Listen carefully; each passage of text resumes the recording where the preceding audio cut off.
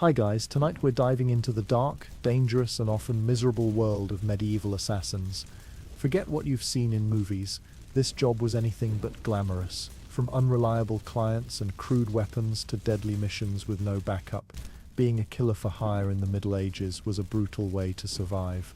If you're into gritty history served in a calm, relaxing tone, you're in the right place. Don't forget to like, subscribe, and comment below with which part of a medieval assassin's life you think was the worst: sleeping in alleys, risking torture, or being hunted by your own clients.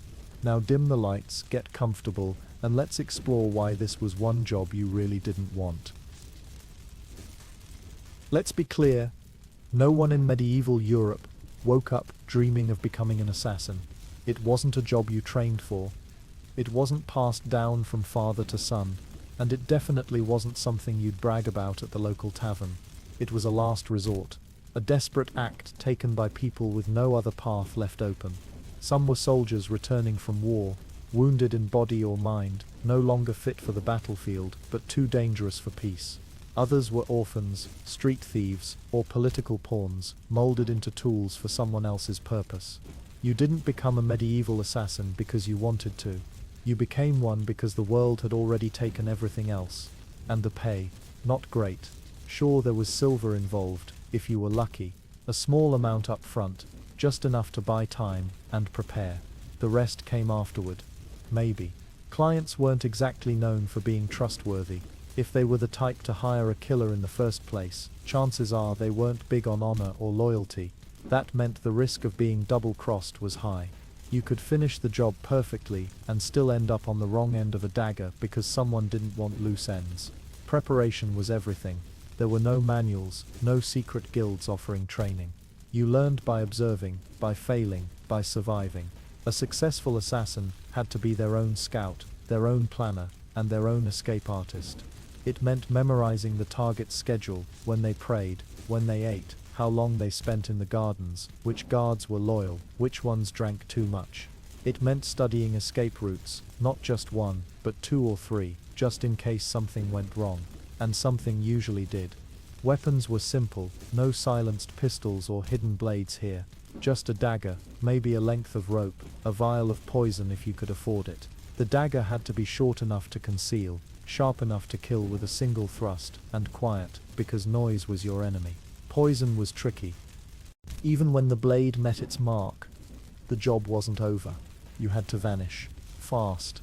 That meant diving into alleys, running across rooftops, or blending into a festival crowd.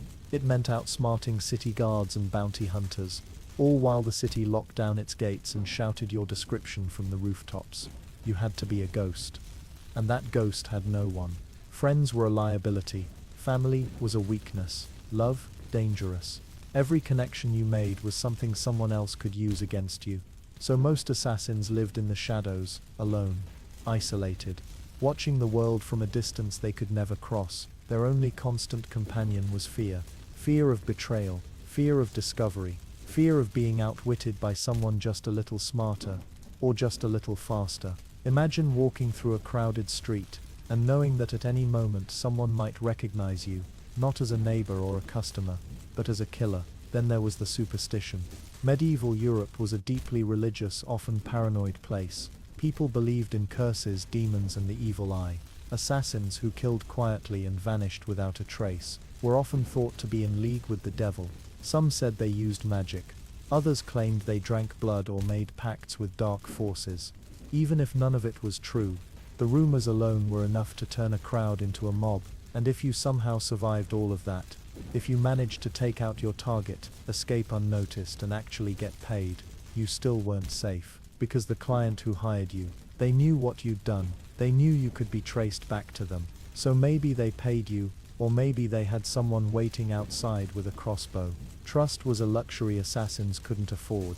They say some assassins kept journals, hidden in floorboards or tucked beneath loose stones, not for legacy, just as a way to talk to someone, anyone without speaking. Most never made it to old age. The work caught up with them, a misstep, a smarter guard, a client with second thoughts. The ending was always the same, but despite everything, the job never disappeared. There was always someone willing to kill, and someone desperate enough to pay, and so the cycle continued, quietly, out of sight, beneath the polished surface of history. That's why you won't find many names, no statues, no tombstones. Assassins left no legacy, only whispers. So tonight as you drift off to sleep, think of those shadows behind the castle walls, the hurried steps in dark corridors, the figure no one noticed, until it was too late. The assassin who never asked for glory, only coin, only silence, and maybe, just maybe, a chance to live one more day. So now we know who these assassins were: loners, survivors, people forced into the shadows by circumstance, not choice. But what did they actually use to carry out their grim work? The answer is, whatever they could get their hands on. Let's start with the most obvious tool, a blade. There were no spring-loaded wrist daggers or elegant curved knives forged by master smiths. Most assassins carried something simple, often homemade or stolen. A dagger, small enough to hide in the sleeve or boot. It didn't need to look pretty, it just needed to be sharp. A tool for one purpose, in and out. Fast, quiet, clean, if they were lucky. But clean wasn't always an option. Steel wasn't cheap, and blacksmiths didn't exactly offer assassin specials. So many killers for hire made do with rusty blades, worn down edges, or broken swords repurposed into stabbing tools. A dull knife meant more effort. More effort meant more sound. More sound meant more risk. Every second longer that blade was in the body was another second closer to being caught.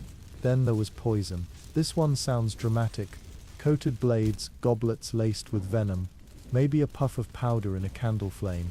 In reality, it was trial and error, mostly error. Poisons were hard to come by. Apothecaries didn't advertise deadly tinctures on their shelves.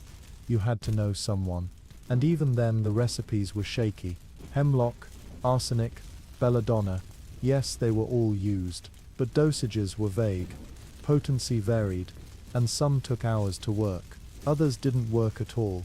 Imagine slipping poison into someone's drink, only to watch them stumble a little, and keep talking, keep breathing, keep looking around the room, trying to figure out who just tried to kill them. Now your cover's blown. No second chances, no elegant escape. Some assassins experimented with powders, ground glass, crushed minerals, even fermented animal parts. They hid them in food, in wine, in perfume. Sometimes it worked. More often it just made the target sick and suspicious. From that moment forward, the target might travel with food tasters, or eat nothing that wasn't sealed, or refuse to be alone. A failed poisoning didn't just waste your time, it made every future attempt exponentially harder. Ropes were another common tool, for strangling, for climbing, for escape. But ropes, like blades, were imperfect. A rough cord could cut your hands open mid-climb. A weak one could snap under your weight. And strangulation? That wasn't like the plays make it look. It wasn't instant. It was messy. It was loud. And unless you caught your target completely unaware, it was risky. A shout, a struggle, a dropped candle. Anything could blow the whole mission wide open. Still, the rope had one major advantage. It was quiet. No metal glinting in torchlight. No clatter if dropped. Just fibers and knots, and the strength in your arms. Beyond these basics, there were distractions. Smoke if you could make it. Bells, if you needed chaos. Throwing sand or coins to draw attention elsewhere. Dogs were a constant enemy, so some assassins carried scraps of meat soaked in sleep draughts. Not exactly high-tech, but effective, if the dosage was right. If not, you might just have one angry, half-conscious dog barking your location to every guard in a mile radius. And let's talk about disguises. A disguise wasn't just a costume, it was a character. You couldn't just throw on a monk's robe and hope for the best.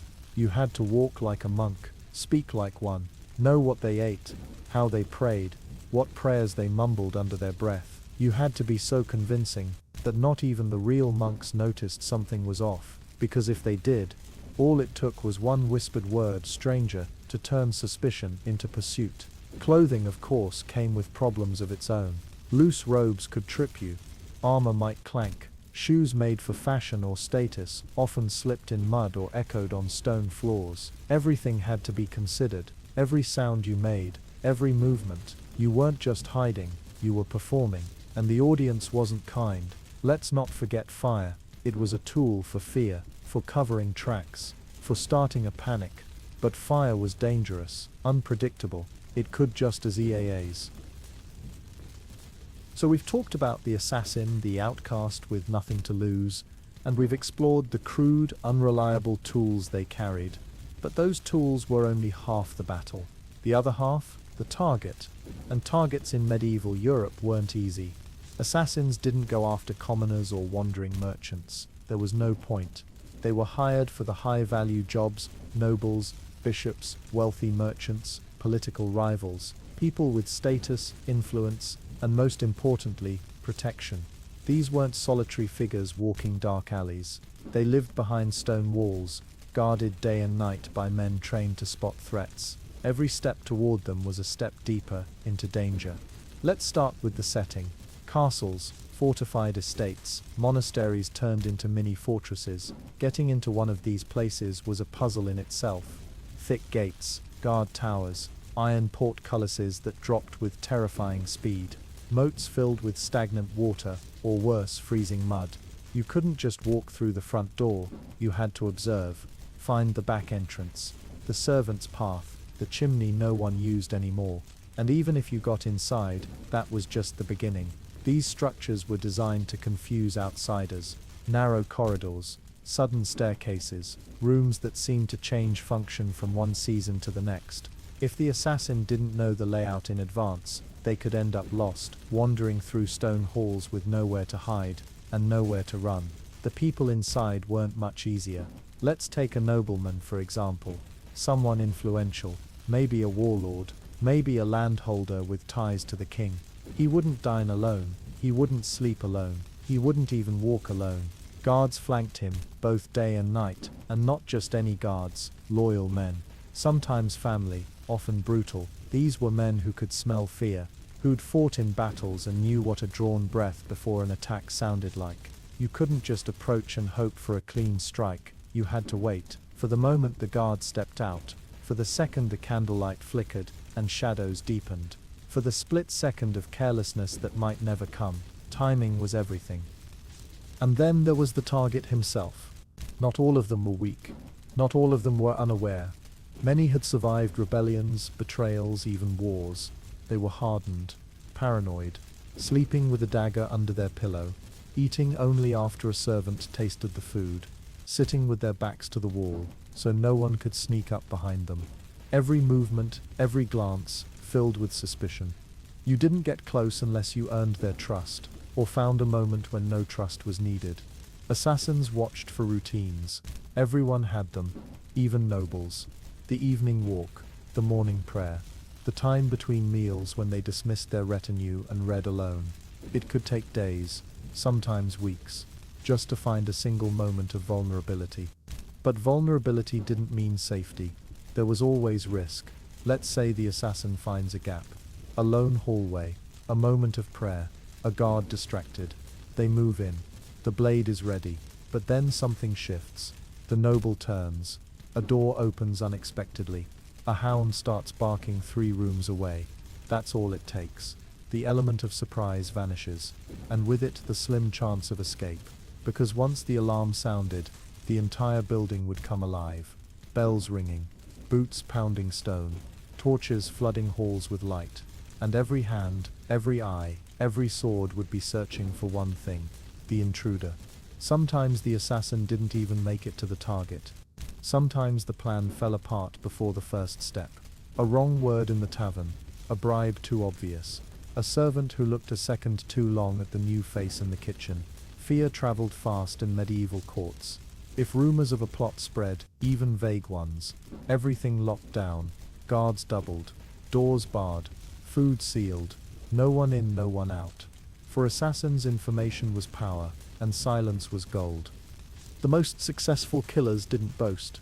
They didn't gloat. They didn't leave messages or symbols or anything theatrical. They came in unnoticed and left the same way. The only clue something had happened was the body. and even that might be hidden if the job was truly clean. But those were rare cases. More often it ended in blood, not just the targets, but the assassins too. Sometimes they got caught mid-strike, sometimes they were ambushed after the kill. Other times they escaped the castle only to be hunted down in the forest days later by angry men with dogs and torches. And all for what? A pouch of silver. A promise made by someone with more enemies than friends. Yet even knowing the risks, the assassins came, because power always has enemies. And in a world where politics was written in blood, a single dagger in the right back could change the future of a kingdom. It wasn't just personal, it was political. Some assassins were hired not by desperate lovers or jealous rivals, but by entire factions. Secret councils, rebellious nobles, foreign powers. Killing one man could weaken a whole alliance, or trigger a war, or open the door to a new ruler. But even these bigger missions came with the same problem. The target was never truly alone, never truly vulnerable. And the more important they were, the more layers of protection wrapped around them like armor. Getting close required planning, patience, a willingness to wait for days in a cellar, to sleep in straw beside pigs, to pose as a beggar, a washerwoman, a blind man, anything to stay unnoticed, anything to survive long enough to strike. And sometimes even after all that effort, the job failed, the blade missed, the poison wasn't strong enough, the guard returned too early, and then everything unraveled. But even failure had a use, because every attempt, successful or not, sent a message: you are not untouchable. That was the assassin's real weapon, not the blade, not the poison, but fear. The fear that no matter how high your tower, how thick your gate, how loyal your guards, you could still be reached, you could still be watched, you could still be ended. And in the medieval world, that kind of fear had power all its own. So the blade has struck. The deed is done. The nobleman collapses in silence. Or not so silently, depending on your luck. The guards are seconds from noticing, and your fingers are still wet with blood. What now? This is the part most people forget about. The escape. Killing was only half the job. Maybe even less than half. Because once the target fell, the real nightmare began. You see, every fortress, every estate, every medieval city was built like a trap. Only it wasn't made for you to spring it. It was made to hold you in. The moment the body is discovered, or even suspected, the entire place comes alive. Guards shout, bells ring, horns sound, doors slam shut. Orders are barked in languages you don't speak. What was once a silent hallway becomes a thunderous echo chamber of metal boots and drawn swords. Every corridor is a gauntlet. Every face is an enemy. And you, standing there with blood on your hands, have to vanish. Now, there was no escape plan handed to you, no hidden rope dangling from a window. You had to plan it yourself before the job. Days, sometimes weeks in advance. You had to map every route out of the building. Every window, tunnel, gate, or cellar. You had to notice things no one else thought about. The kitchen chimney wide enough to crawl through, the back gate with a loose latch, the roof tiles that didn't creak when stepped on. But even with a perfect plan, things could go wrong.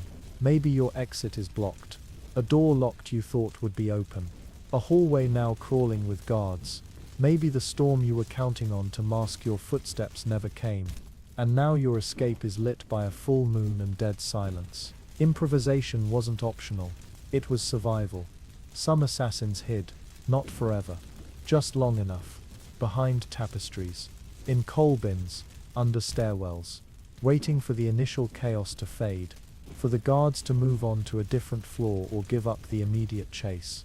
It took nerves of steel to stay still, to hold your breath while footsteps passed inches away. Others changed names, started new lives, moved from city to city, working as laborers or priests or guards, always looking over their shoulders. The ghost of the job followed them, even if no one else did. And then there were the few who didn't run at all. They stayed. They hid in plain sight. Lived in the very city they'd spilled blood in. They counted on fear, on silence, on the fact that people were so scared of what they'd done, no one dared speak their name aloud. A reputation in some cases was a stronger cloak than any disguise, but for most the escape was a fading memory. A blur of darkness, breath-pounding feet, and racing hearts. A blur that either led to freedom, or a shallow grave somewhere along the road. Because in the end, no matter how perfect the strike was, no matter how skilled the assassin, the job wasn't over until you disappeared. Truly disappeared. And not everyone was that lucky. Others fled immediately, bursting out windows or scaling walls while the shouts were still building. But that was louder, riskier, and often meant abandoning any hope of subtlety. Once you chose to run, you had to run like hell. Let's say you make it out of the keep, out of the walls, into the city or countryside beyond. You're not safe. In fact, you might be in even greater danger now. Cities, especially important ones, closed their gates at night. If you weren't already outside before the kill, you were likely trapped inside. Guards roamed the streets. Torches illuminated every alley, and townspeople, scared of thieves and murderers, weren't likely to shelter someone covered in sweat and blood, no matter how desperate your eyes. So what did you do? You used the crowd, if there was one, maybe a festival, a market, a fire that could be set as a distraction, anything to create noise and confusion. An assassin who blended in with frightened citizens could melt away in the chaos while the guards chased shadows in every direction. But if it was a quiet night, no crowd, no smoke, no music, then it came down to luck and planning. You moved like you belonged. You wore plain clothes. You didn't run unless you had to. A calm man gets less attention than a frantic one. Sometimes assassins used the city's own underworld, smugglers, beggars, thieves, people who knew which grates led to tunnels, which warehouses had back exits, which brothels had secret stairwells that bypassed the main floor. But this was dangerous. You had to trust people, at least for a few hours, and trust, as we've already seen, was not a luxury you could afford. Out in the countryside, new problems arose. If the kill happened in a rural estate, you might find yourself running through woods across fields, chased by horses and dogs. Bloodhounds especially were feared. They could follow a scent for miles. If you didn't mask your trail, mud, garlic, sometimes animal dung, you'd be caught within hours. Assassins traveled light. No armor, no bags, just what they could carry in a pouch or under their cloak. Speed was their only ally, and when distance wasn't enough, disguise became their shield. Many had spare clothes hidden outside the site, stuffed under rocks or buried in a dry patch of earth. After the kill, they'd swap identities. A killer becomes a traveling minstrel, a fleeing shadow becomes a harmless pilgrim. The blood gets washed in a stream, the weapon tossed into a river, but even this wasn't foolproof. Word traveled fast in the medieval world, especially when murder was involved. Town criers, church bells, messengers on horseback. Within a day, your face, or at least your description, might be known across the region. A limp, a scar, a color of hair, enough to mark you, enough to end you. Because once the alarm was raised, everyone wanted a piece of the reward. Bounty hunters, local sheriffs, angry peasants, even other assassins. You were no longer the hunter, you were the hunted. And the roads you used yesterday to arrive became the traps waiting to spring on your way out. Some assassins fled to foreign lands, different kingdoms, places with no extradition and less interest in past crimes, but that required contacts, money, and again luck. Others changed names, started new lives, moved from city to city, working as laborers or priests or guards, always looking over their shoulders. The ghost of the job followed them, even if no one else did. And then there were the few who didn't run at all. They stayed. They hid in plain sight. Lived in the very city they'd spilled blood in. They counted on fear, on silence, on the fact that people were so scared of what they'd done, no one dared speak their name aloud. A reputation in some cases was a stronger cloak than any disguise. But for most, the escape was a fading memory, a blur of darkness, breath, pounding feet, and racing hearts. A blur that either led to freedom or a shallow grave somewhere along the road. Because in the end, no matter how perfect the strike was, no matter how skilled the assassin, the job wasn't over until you disappeared, truly disappeared. And not everyone was that lucky. You've survived the strike, escaped the fortress, dodged the guards, lost the dogs, maybe even changed your name. You're alive. That should be the end of the story. But it's not, because now comes the final piece of the puzzle. The one most assassins dreaded more than the kill itself, facing the client, the one who hired you. See, when you're the kind of person who pays someone else to do your killing, trust isn't exactly your strongest trait, and from the assassin's point of view, that went both ways. Let's rewind a little. Before the blade, before the plan, before the poison, there was always someone with a request, a whisper in a tavern, a letter slid across a table, a pouch of silver, and a name. The client, they could be anyone. A jealous noble, a rival merchant, a priest with secrets. Sometimes it was personal revenge for a brother, justice for a wronged daughter, or hatred buried for years. Other times, it was business. A threat removed, a competitor silenced, a future reshaped. But no matter the motive, the danger was the same. Because once the job was done, the client held all the cards, and you, well, you held nothing but risk. Think about it, you've just killed someone important. A bishop, a duke, maybe even a royal cousin, and who knows you did it? One person, the one who paid you. They know the time, the method, they might even know your real name. Which means if they get caught, or get scared, or just change their mind, you're the first loose end to be tied up. Some clients paid in full, quickly, no questions asked. They understood the value of silence. They wanted it done, and then they wanted it gone. But others weren't so reliable. There were excuses. The coin hasn't arrived yet. I'll pay after I confirm it's finished. Just wait one more day. All the while, the assassin grew more exposed. Every hour without payment was an hour closer to betrayal, and betrayal was common. Sometimes, the client vanished, changed towns, burned the letters, denied everything, left the assassin holding a blade, and no silver. Worse, some clients turned the assassin in claiming they'd uncovered the plot themselves. A neat little twist, the killer becomes the scapegoat, and the real mastermind walks away clean. Other times, the assassin never made it to the meeting at all. Instead, a few guards showed up in their place, or a knife in the dark, or poisoned wine. After all, dead men don't ask for payment. That's why seasoned assassins rarely returned to the same client twice. They moved constantly, changed their methods, left no trail. If possible, they avoided face-to-face meetings altogether. Some used intermediaries, brokers who passed messages, arranged the terms, handled the money. It was safer, but it also meant trusting yet another layer of people, and in this line of work, trust was still a dangerous luxury. Of course, not every client was a snake.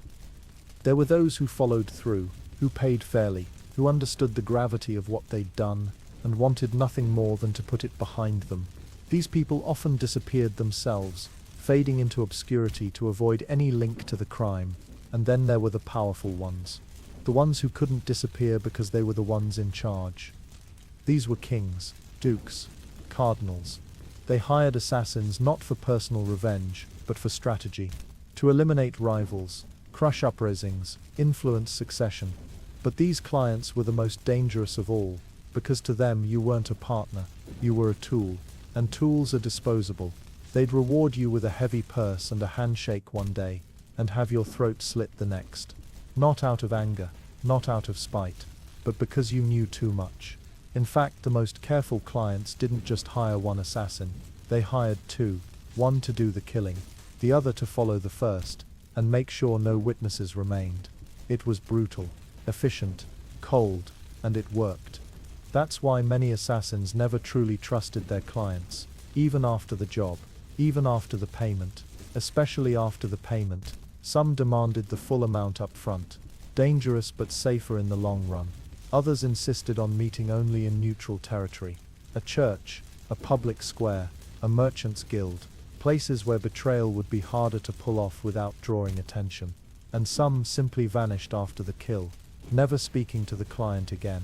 Their silence was the receipt. But this dance between assassin and client was more than just about money or secrecy. It was about power. Because the truth is, the moment the assassin completed their mission, they held power over the one who hired them. Leverage. One word from the killer could expose everything. A detail here, a letter there. The entire plot unraveled. So clients lived in fear too. Fear of what the assassin might say, might do, might want later. And assassins? They knew this. Some used it. Subtly, a suggestion, a look, a quiet reminder, we're both in this now. Others stayed quiet, knowing that pushing too hard only increased their odds of being erased. It was a relationship built on mutual paranoia, and like all such relationships, it never lasted. Eventually, the assassin would take another job, in another town, from another client, and maybe this one would pay. Maybe not. Maybe they'd send wine and coin. Maybe they'd send a blade in the night. Either way, the cycle continued, because for every noble who needed someone gone, there was someone desperate enough to make it happen. And for every assassin who survived, there were 3 who didn't. Still, they kept coming back, not because they trusted the client, but because in a world full of betrayal and blood, the only thing more dangerous than doing the job was not doing it. You've done the job. Escaped the fortress. Avoided betrayal, this time. Maybe you even got paid. But the silver doesn't shine as brightly as you thought it would. Not when you're lying awake at night, listening to every creak in the floorboards. Not when you start to notice how people look at you. Not when the world begins to feel quieter. Because what no one ever tells you is that the real cost of being an assassin isn't just the risk or the violence, it's the silence. The kind that slowly eats away at you. You couldn't tell anyone what you did, not your family, if you still had one. Not a friend, or lover, or priest. Confession didn't come with absolution when blood was spilled for coin. Secrets were your only shield, but they were also a cage. Let's talk about relationships.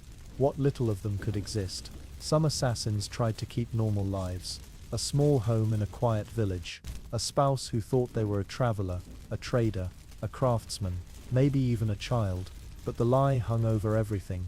Every day they lived on a knife's edge. One wrong word, one slip of memory, and the illusion would crack. Others didn't even try. They stayed on the move, changed names, slept in stables or cellars or nowhere at all. They spoke only when they had to, ate alone, traveled alone, trusted no one. It was safer that way, but safe didn't mean easy. Humans weren't meant for that kind of solitude. The mind, when left without company, starts talking to itself, replaying moments, rehearsing conversations that never happened, regretting choices that can't be undone.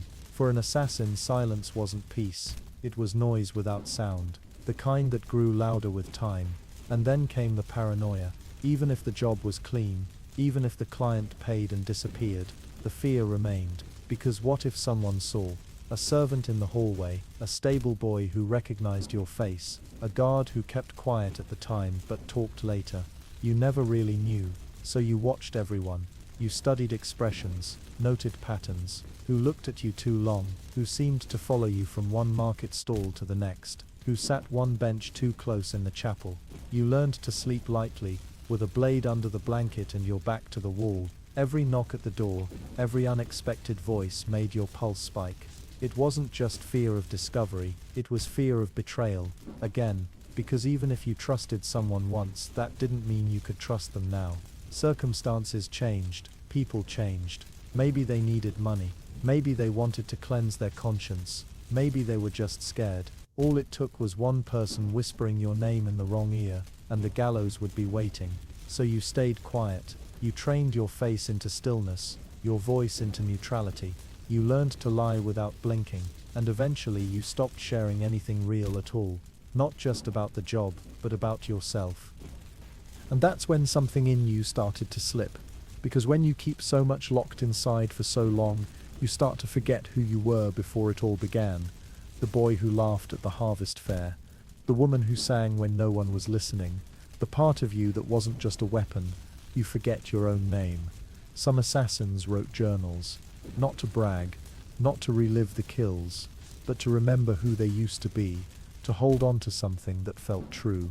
Others carved small marks into wood or stone, one for each job, not out of pride, but out of need.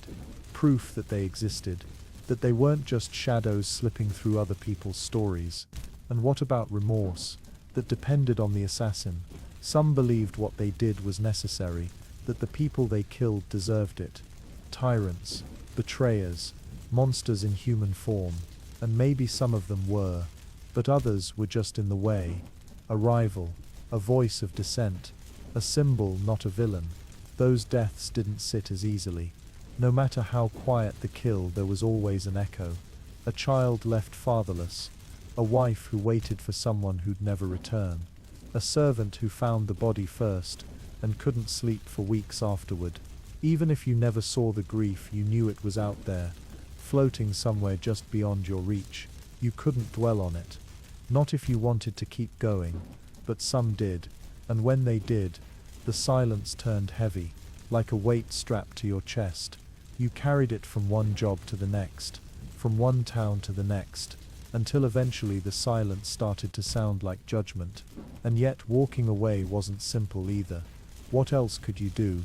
What work welcomed someone with your particular talents? You couldn't exactly become a blacksmith or school teacher. You couldn't settle into farm life and hope no one ever recognized you. The blood on your hands wasn't just metaphor. It was real, stained deep. You felt it even when it wasn't there. Some tried to retire, disappear into the mountains, live as hermits, but they rarely lasted long. Word got out, a rumor here, a name there. People came looking. Sometimes it was a new client, sometimes a bounty hunter, sometimes a relative of someone you'd taken away. Others just faded, drank too much, picked fights they couldn't win, took one last job they knew they wouldn't come back from. Some called it fate, others called it justice. But really it was just the end of a story no one wanted to tell out loud, because no ballads were sung for assassins, no elegies written, no gravestones carved with kind words, only silence. The same silence they carried their whole lives, the same silence they left behind. By now, you've survived the kill, escaped the chase, sidestepped betrayal, and endured the crushing weight of silence. You've disappeared into the cracks of the world, learned to live without trust, and watched your own reflection become unfamiliar. But something else follows you. Always, your reputation. Because even if you spoke to no one, even if you never uttered a word about what you'd done, whispers traveled faster than you ever could. That's how it worked in the medieval world. Truth didn't need proof. It needed tone. It needed someone to lower their voice just enough to make you lean in. And assassins, they were made of whispers. People didn't always know your face, but they knew your type. The man who never stayed in one town for too long. The woman who sat with her back to the wall. The quiet traveler who arrived alone and left before sunrise. You could change your name, your clothes, your story, but suspicion had a smell. And once someone caught the scent, it spread. They said assassins moved like cats, silent, sure-footed, watching everything. They said they never smiled, that their eyes were too still, that they asked strange questions. When do the guards change shifts? Which stairwell is used the least? Does the merchant always dine alone? Just curious, you'd say. But people remembered. And when someone important turned up dead, that curiosity became confirmation, even if you had nothing to do with it. That was the double edge of reputation. It could make you dangerous, but it could also make you a target. Let's say you built a name for yourself, quietly of course, just among those who mattered. The ones with power, the ones with money. They spoke of you not in public, but in locked rooms, over goblets of wine and candlelight. The one who handled that affair in Ghent. The one who got past 3 guards and left no trace. You became a ghost story for the elite, a solution to certain inconvenient problems. But with every job, with every whispered reference, your profile grew. And when people start to believe you can't be stopped, they also start to ask, what if you turn on us? That's when the fear begins. Not from peasants or tavern folk. They might cross themselves and walk the other way, but they posed no threat. The real danger came from the ones who hired you, the ones who once toasted your name behind closed doors, because now they worry. They worry that you know too much, that you've seen too many secrets, that you've been in too many rooms you shouldn't have been in. And the longer you live, the more powerful your silence becomes.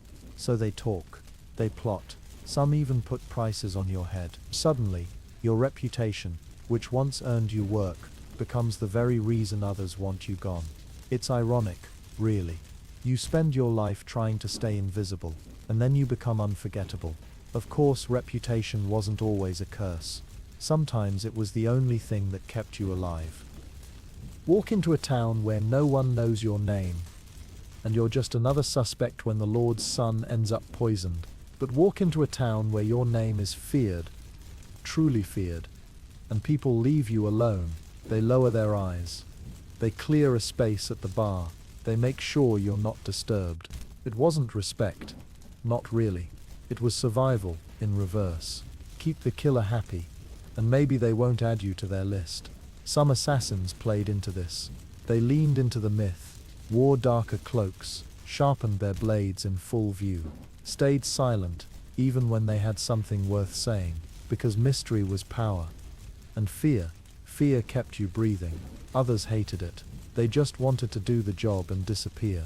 But when even the kids in the street pretend to stab each other and say your name, anonymity becomes impossible. Then come the imitators. Desperate young men who've heard the stories and think it's a life worth chasing. They follow your trail, try to contact your contacts. Some even claim your name as their own, trying to ride your shadow like a ladder. That's dangerous too, because when one of them gets caught, they scream your name to save their own skin. Now people think you were involved in something you've never even heard of. A botched kill, a fire in the city square, a noble woman's disappearance, and suddenly guards you've never met are looking for you. Towns you've never visited put your name on wanted posters. The line between fact and legend blurs. You see, in the medieval world, memory wasn't kept in books. It lived in the mouths of storytellers. And once your story took root, it changed. It twisted. The man who strangled a traitorous bishop becomes the one who drinks blood and vanishes through walls.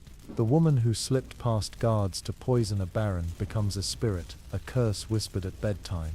You become folklore, and folklore doesn't get to retire. Folklore doesn't get to fade away into a quiet life. It follows you, grows beyond you, and eventually replaces you, because the day will come, maybe sooner than you expect, when someone else takes your place. A younger assassin, a bolder one, or maybe just someone with nothing left to lose, and they won't just do the job, they'll claim your name, your myth, your shadow. And just like that, you're gone. Still alive, maybe. Still watching from the corners of the world, but forgotten. Or worse, misremembered.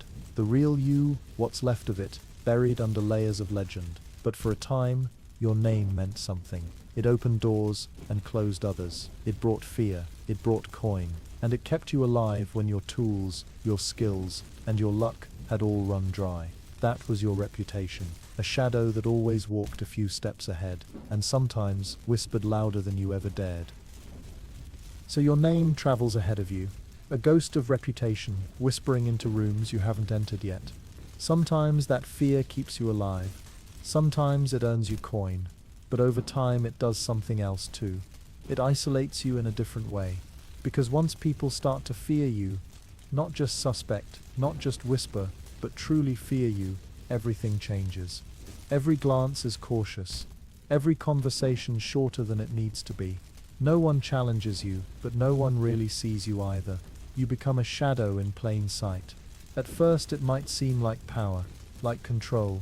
The bartender doesn't ask you to pay up front. The guards pretend not to notice your knife. A noble at a banquet avoids meeting your eyes. It's satisfying. A kind of invisible crown, respect with no title. But then the cracks begin to show. You try to buy bread in a village market, and the baker's hands shake as he wraps it. A child stares at you, wide-eyed and silent, then runs to hide behind her mother's skirt. A tavern full of laughter goes quiet the moment you walk in. No one wants to sit near you, or speak to you, or be seen with you, because fear is contagious. People start to wonder if helping you makes them guilty by association, if standing next to you puts them in danger, if smiling at you means they'll be found hanging in the square come morning. You may not be hunted that day, but you're no longer welcome anywhere, and that kind of exile, it's a slow, strange death. The world starts to narrow. You avoid towns entirely. You travel at night.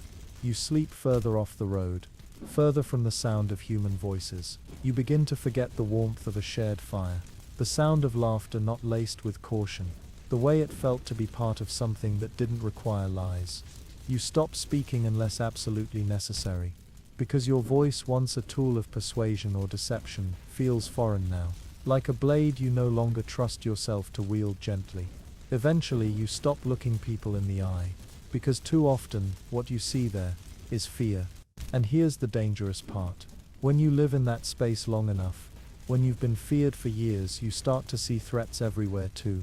Not just in taverns or alleyways, but in kind gestures, in familiar faces. A smile becomes suspicious. A gift feels like a trap. An old friend showing up in a new city. You wonder who sent them, why now, what they want. You trust no one, because no one trusts you. You begin to expect betrayal, to prepare for it. You rehearse fights in your head that may never happen. Plan exits from places you haven't even entered. You sit with your back to the wall out of habit, but also because the idea of someone standing behind you feels unbearable now. You become a master at anticipating danger, and sometimes you find it where it doesn't exist. There's a term for this, a sickness of the mind that soldiers bring back from war, but assassins weren't soldiers. There were no banners, no medals, no end dates, just a long, slow erosion of what it meant to feel safe. You might think this level of caution would make you invincible. It doesn't. It makes you tired. Every person becomes a calculation. Every place, a puzzle of exits and threats. Every conversation, a trap to be disarmed. And when your whole life becomes defense, there's no room left for living. Eventually, you start avoiding not just people but decisions, opportunities, risk of any kind. You say no to a job that sounds too complicated, too noisy. You skip cities that are too crowded, too curious. You turn down a contact who reminds you too much of someone from the past. You start playing it safe. Safer. Always safer. And just like that, fear, your own fear, becomes your prison. But you don't see it that way. Not at first. You think you're being careful, smart, strategic, until one day you realize you haven't spoken more than 10 words to another person in over a week. You haven't looked up at the stars, haven't eaten something warm, haven't let your shoulders drop from that constant coiled readiness. You realize you're hiding from a world you once moved through like smoke. And for what? Silver. Gone. Power. Faded. Respect. No. Only rumors remain. You became feared, but in doing so you became alone. Utterly, completely alone. And the more feared you are, the more alone you stay. Because there's no coming back from a life like this. You can't unmake a reputation. You can't untell the stories. You can't return to innocence, or peace, or the comfort of a shared table. Not when the world sees you as a blade in human form. Some assassins broke under that weight. Quietly, without fanfare. They stopped taking jobs, stopped running, stopped trying. They drank until they forgot who they were, or vanished into some frozen wilderness, where even fear couldn't follow. Others doubled down, leaning into the legend, becoming colder, sharper, turning that fear into a weapon, a kind of armor, but armor's heavy, and it doesn't just keep things out, it keeps you in. And then there were the few, the rare few, who tried to pass it on, took on an apprentice, a younger version of themselves, taught them everything, maybe hoping they'd do better, or at least not die alone. But that never really worked, because fear isn't something you can hand down, it's something people choose to give you, or not. And the next time someone walks into a room, and the crowd goes silent, it won't be because of your name anymore, it'll be because of theirs. You've become a ghost in your own life. You walk through villages unnoticed, avoided. Your name is a whisper, your presence a warning. And over time, the silence, the suspicion, the fear, it all starts to settle into your bones. That's where the real price is paid. Because for all the stories people told about your knives, your poisons, your kills, no one ever talked about what it did to the body. Not just the bruises and cuts, but the slow wear, the parts of you that broke quietly, one night at a time. Let's start with sleep. It's the first thing to go. In the early days, it's just caution. You rest with one eye open. You lie still in doorways and barns and forgotten corners, waiting for a sound, a flicker of light. You train yourself to wake at the creak of a floorboard or the clink of metal. You tell yourself it's survival. But years pass and it stops being a choice. Your body forgets how to rest. Even in safety, if such a thing still exists, you can't relax. Your mind runs through escape routes. Your hand grips an invisible dagger. Your ears listen for footsteps that never come. You wake with clenched teeth and shallow breath. Or worse, you don't wake at all because you never really fell asleep. And sleep, when it does come, brings dreams. You don't get to choose them. Sometimes it's a face someone you killed, someone you couldn't. Sometimes it's a scream you heard once and can't forget. Sometimes it's silence so thick you wake choking on it. Then there's your body. Assassins aren't armored knights. You don't walk around wrapped in steel protected by banners and titles. You wear what lets you move fast, climb easily, vanish quickly. And that means you take damage. A lot of it. Your knees start to ache from crouching too long in the dark. Your hands stiffen from cold nights spent gripping ropes or daggers or wet stones. Your shoulders carry the tension of always being ready to strike or to run. You've jumped from too many windows, fallen from too many walls, been knocked down more times than you'll admit. You carry the scars. Not dramatic ones necessarily. No sweeping slash across the eye. No cinematic knife wound across the chest. No, these are the small scars. The ones on your knuckles from climbing brick. The ones on your back from a rooftop landing gone wrong. The places where a blade grazed you, or a nail tore skin, or a belt buckle cracked a rib. You patch yourself up, stitch what you can, bind what you can't. And then you move on. But the damage stays. It shows up in stiffness, in pain, in the way you groan when getting up in the morning, though you're still far too young to be groaning like that. It's in the limp that only appears when no one's looking, the way you favor one shoulder, the wince when the weather changes. It's in the breath that won't quite come back after a chase, the chill that sinks deeper now than it used to. The old wound that still flares up when it rains. And here's what's cruel. No one sees it. Because to the world, you're still sharp. Still deadly. Still the ghost with the silent feet and the quick hands. No one sees you when you're alone, when your hands shake trying to light a fire. When you press your back against a tree and wonder how many more jobs your knees can take.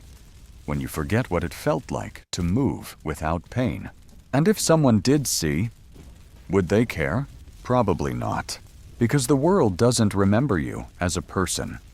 It remembers what you've done, the names you've erased, the power you've shifted, the fear you've sewn into the seams of history. But your body remembers everything. Every time you starved to avoid suspicion. Every time you held your breath in a cellar for minutes that felt like hours. Every time you ran until your lungs burned and your legs nearly gave out. Every time you fought on instinct, not because you wanted to, but because you had to. And the worst part, you can't undo any of it. There's no healer who can mend the kind of wear you carry. No tonic that can cure the grind of 1,000 narrow escapes. No soft bed that can erase the years your muscles spent clenched with fear. Some assassins tried. They saved their coin, bought land, built a quiet life far from the cities, far from the memories. But the damage was already done. They still woke at odd hours, still checked windows without thinking, still sat with their backs to the wall even when no one else was around. And the body-old friend that it was continued to ache in familiar places, because the truth is, a body doesn't forget. You can leave the job behind, but the job never leaves you. And in the quiet hours when the wind rustles the trees just right, or a shadow moves where it shouldn't, you remember. Not just what you did, but how it felt. The tension, the pain, the sheer grinding effort of staying alive in a world built to erase you. You remember, and your body tightens again. It's instinct, and it never really stops. That's the hidden cost of this life, the one no one talks about. Not the blood, not the betrayal, not the fear, but the toll it takes on the very bones you live in. You were made into a weapon, and weapons, when used, too often begin to crack, quietly, from the inside. You've survived longer than most. Your hands bear the stories, your bones carry the consequences. And though the world still sees you as sharp, dangerous, unshakable, you know better. Because even the finest blade dulls eventually. It doesn't happen all at once. There's no single moment you wake up and realize you can't do it anymore. No dramatic fall from a rooftop. No grand betrayal that sends you fleeing into the night for good. Instead, it's subtle, gradual. It starts with the delay. That half second longer it takes you to react. The voice in your head that says, wait, when once it would have said, go. You begin second-guessing your steps, your targets, your instincts. And in this line of work, hesitation is its own kind of death. You notice it in your routines, too. You used to map an escape route without thinking. Now it takes effort. You used to remember every creaking floorboard, every guard rotation. Now you catch yourself forgetting. You have to ask again. Recheck your notes. And you start to wonder, when did I become slow? Your body confirms it. The pain lingers longer. The bruises darken deeper. A jump you could have made 10 years ago now leaves you winded. You land wrong more often. You fall harder. And when you do get hurt, you don't bounce back the same way. What used to be a 2-day limp becomes a 2-week recovery. You tell yourself you can still do it, that you just need more time to prepare, a longer rest, one more careful plan. But deep down, you know, you've crossed an invisible line. Some assassins ignore it. They keep taking jobs, keep pushing their bodies, keep trying to outpace their own decline. But the work is merciless, and it doesn't slow down just because you do. One day, you run into a door that's locked when you expected it open. You fumble a throw. Your foot slips on wet stone. A young guard you would have outmatched years ago lands a blow. Just one. And it's enough. Others try to pivot. Use their experience.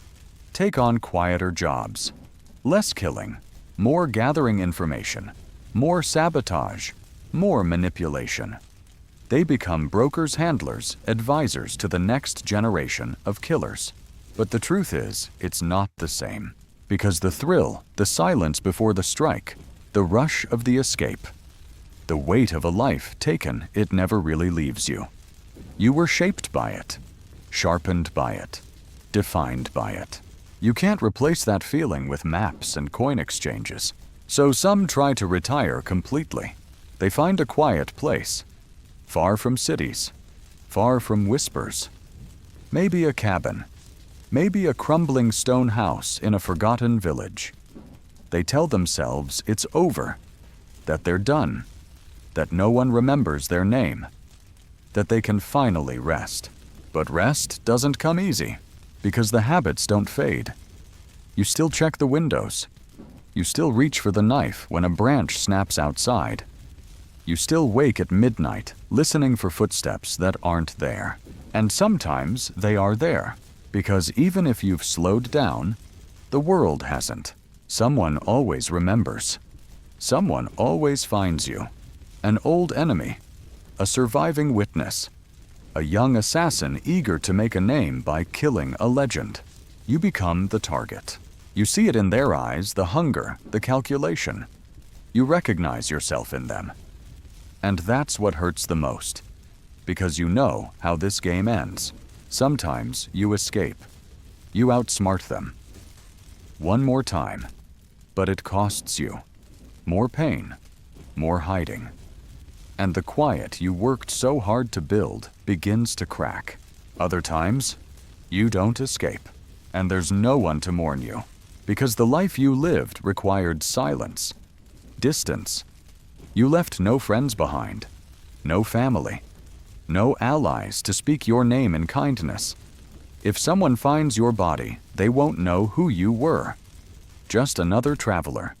Another old man who died in the woods. Another woman whose cabin burned mysteriously in the night. No one connects it to the whisper that once made lords flinch. And if someone does remember, they won't say it out loud. Because you weren't a hero. You weren't a villain either. You were something else. Something the world doesn't know how to honor or forgive. So your name fades. Your legend gets tangled up in others. They start to say it wasn't one person, but many. It wasn't real.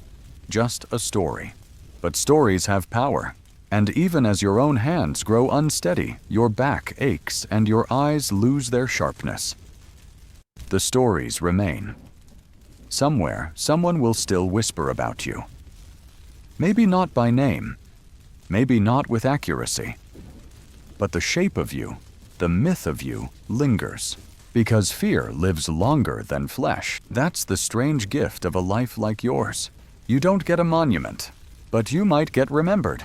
Not as you were, but as something bigger, sharper, colder, a blade that never dulled, even if you did. By the time the blade dulls, by the time your bones ache and your instincts lag, you begin to wonder what, if anything, you've left behind. You don't say it aloud. Assassins don't speak of legacy. Not in taverns, not in temples, not even in the dark when no one's around. But you think about it. It creeps in when the fire burns low, when the job is finished, and your reward lies heavy in your hands. You wonder, what was it for? What comes of a life lived in shadows when there's no one left to carry your name? Because there won't be stories told in your honor. There won't be a gravestone.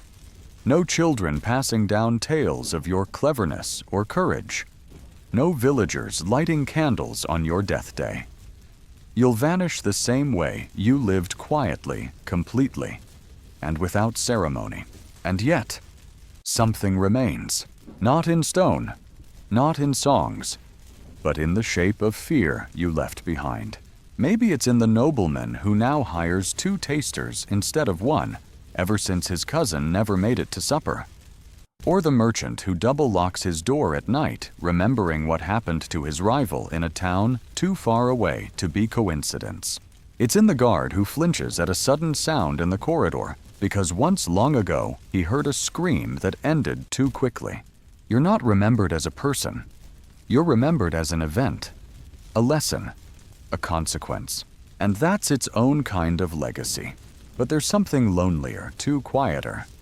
The ghost you leave isn't just in other people's fear. It's in the young ones who follow your path. They don't know your face. They've never seen you work. But they've heard the whispers, the myth, the outline of someone who could walk through locked doors and never be seen. Someone who made kings nervous. Someone who never missed. And so they try to become you. They find their first blade. Learn to climb. Learn to disappear. They listen to rumors in taverns, take small jobs, chase the trail of your legend like it's a map to something bigger. But they're chasing a shadow. Because the truth. Your truth isn't in the stories they tell. It's in the weight you carried. The silence. The fear. The aching joints and sleepless nights. The isolation that crept in no matter how fast you ran. You wish you could warn them. You wish you could say, don't believe the stories. The price isn't in the blood you spill, it's in everything you lose along the way. But no one listens to ghosts, so you leave no message, no monument, no final confession scrawled on parchment. Just a presence, a flicker of movement at the edge of memory, a breath of cold in a warm room. The feeling someone was here, and now they're gone, and they took something with them. That's how your legacy survives. And yet, sometimes, if you're very lucky, you leave behind something more. Not a monument, no. Not praise or recognition. But maybe a lesson. Maybe a warning. A whisper passed between men in power. Don't cross the wrong person. Don't make enemies in silence. Don't think your title will protect you, because somewhere out there in the corners of the world, someone once proved otherwise.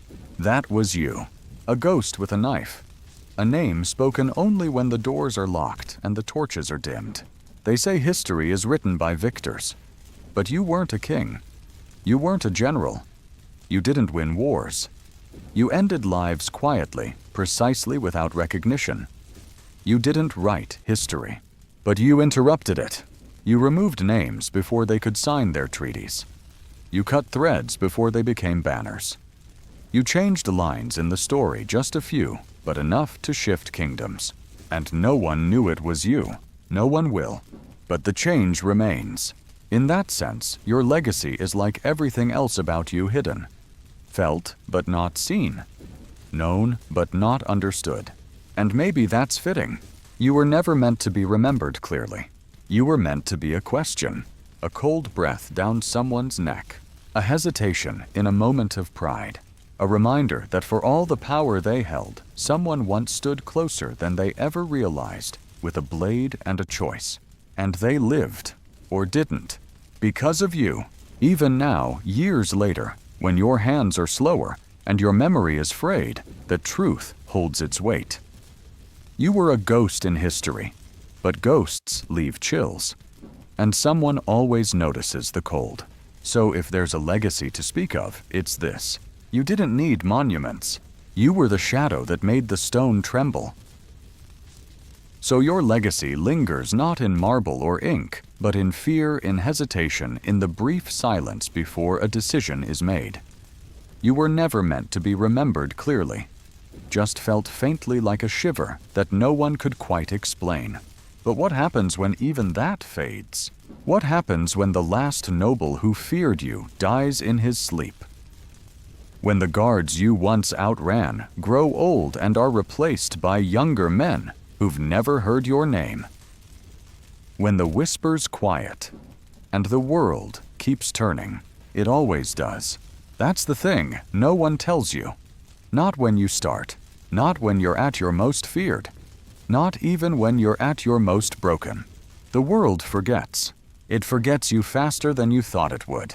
You spent years carving through history with careful precision, shaping events from the shadows. And then, just like that, your absence becomes background noise. Your silence is no longer feared. It's simply unnoticed. New threats rise. New stories are told. New names are whispered. And you who once moved unseen through corridors of power are no longer mentioned at all. At first, you notice small things. The contact who once left notes under a certain stone doesn't leave them anymore. The man who paid you in lions stops sending messengers. The tavern owner who always looked twice now just hands you your drink and turns away. It's not hostility. It's not even suspicion. It's something colder. Indifference. Not because they discovered what you were, but because they didn't. Because your story is no longer being told. You've become what most assassins eventually become. A memory that even those who remember don't bother to repeat. Not out of fear, but because something newer has taken your place. A younger blade. A louder name. A fresher story. You're still alive, but you're already a ghost. That's when the loneliness sharpens. Not the old kind, the protective practiced solitude you once wore like armor. No, this is something deeper. A kind of invisibility you didn't choose. A kind that doesn't protect you anymore. It just swallows you. You walk through cities you used to know like the back of your hand, and no one glances twice. The alleys you used to vanish into are still there, but now they're just alleys. You sleep in the woods, not because it's safer, but because there's no reason not to. No one is waiting for you anywhere. No one's looking for you. You begin to wonder if you were ever real to them. Were you just a story they told to make themselves feel small? Was your name ever spoken with truth or only fear? And if no one remembers what you did, if the weight of it disappears, does the burden get lighter? The answer is no. You still carry it, because your body remembers. Your mind remembers. The blade in your hand may be unused now, but your fingers know the way it feels. The hesitation in your chest when someone knocks at your door. That doesn't go away. The instinct to check the corners of every room, to never sit with your back to the door that stays. You've stopped being the thing others fear, but you can't stop fearing yourself, and that's a strange place to be. To know what you're capable of. To remember the silence that followed your footsteps. To know how easy it would be still to slip back into it all. If the coin was right. If the name was right. If the silence inside you grew too loud to ignore. Because even as the world forgets you, the part of you that remembers never truly lets go. You think of it late at night. The clean kills. The messy ones. The moments that went according to plan. The ones that nearly killed you. The ones that should have. You think of the people who never knew your name but paid the price for what you did. The collateral. The witnesses. The wrong person at the wrong time. You try not to dwell, but memories have a strange way of surviving even when everything else fades. You remember someone's eyes, a sound, the last breath of someone who didn't expect you, and those pieces, they stay sharp long after the blade has dulled. So you walk, you wait, and you wonder, not if you'll be remembered, but if you should be. If the forgetting is a kind of mercy. If being erased is the closest thing to forgiveness someone like you will ever get. Because fame was never your goal, nor infamy. You wanted to survive, to be useful, to stay one step ahead. But now the world has stopped chasing. It doesn't look for you. It doesn't name you. It doesn't fear you. It just moves on. And you remain, alive, still breathing, but no longer seen. And that somehow is harder than being hunted. Because when you were hunted, you had purpose. When you were feared, you had weight. Now you're not the assassin in the stories. You're not even the shadow in the corner. You're the man at the edge of the village, the one no one really notices. The woman in the back of the market who doesn't speak. You're the traveler who doesn't stay long. The eyes that seem older than the face. The hands that never quite rest. You're still here, but you've been left behind. And in some quiet way, you understand. Because ghosts aren't meant to stay in the story. They're meant to vanish when the chapter ends. And yours long ago already did. You're still breathing, still walking, still watching the world forget you. And for a while, you accept it. The fading, the quiet. The isolation that isn't just physical anymore, it's something deeper now. You've let go of the blade. You've buried the tools. You've told yourself it's over, but it never really is. Because one day, something shifts. It could be anything. A name you overhear in a tavern. A man who walks like someone you once knew. A child wearing a crest you thought had been burned into dust. Something rises in you. Not rage, not grief, not even purpose. Just the old voice. Quiet. Familiar. Go. You try to ignore it. You drink. You walk away. You close your eyes and remind yourself that the world has moved on, and you've survived. You've outlived your usefulness, outlived the fear, outlived the myth. But temptation doesn't knock loudly. It slips under the door, and suddenly, just one more job doesn't sound like madness. It sounds like closure, because maybe there's a debt still unpaid. Maybe there's a name you never crossed off. Maybe it's not about coin anymore. Maybe it's about proving to yourself, not to them, that you're still capable. That the shadow of who you were still lingers inside the worn frame of who you've become. So you start to sharpen again. Not the blade, not yet. Your mind. You walk the streets differently.